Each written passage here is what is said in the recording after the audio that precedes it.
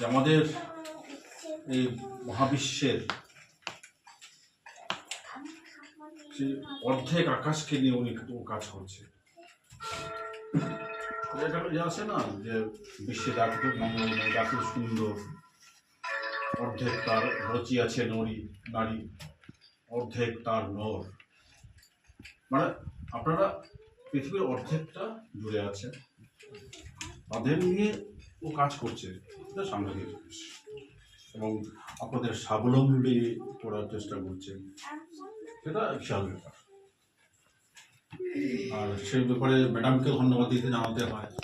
উনি যথেষ্ট, আপনাদের কোথায় যা শুনলাম, কেউ কিন্তু ওনার সমালোচনা করেননি, আপনারা সবাই ভালো বলেছেন। হ্যাঁ, সুতরাং উনি খুব আন্তরিকভাবে আপনাদের শিখিয়েছেন, সেটা সাংঘাতিক ব্যাপার।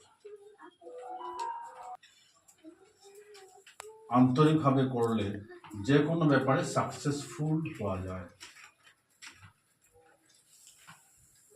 আপনারা সেলাইকে বেছে নিয়েছেন স্বাবলম্বী হওয়ার জন্য, সেই জন্য কিন্তু সেক্ষেত্রে আন্তরিক হতে হবে।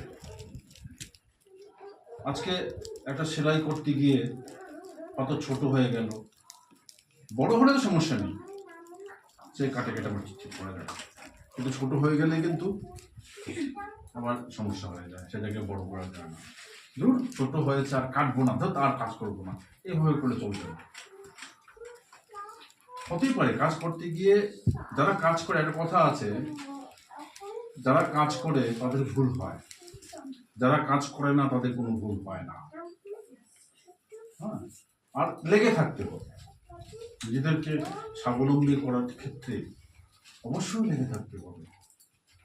সেটা প্রসঙ্গক্রমে আমি রক্তদান নিয়ে কথা বলি, মানে আমি এটার সাক্ষী,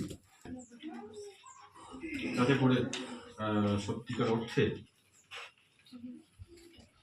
একজন ভালো সেলাইকারী হতে পারে। আর আরেকটা জিনিস দেখবেন, একটা কাজে পারফেক্টনেস আসলে পরে সব কাজে পারফেক্টনেস আসবে।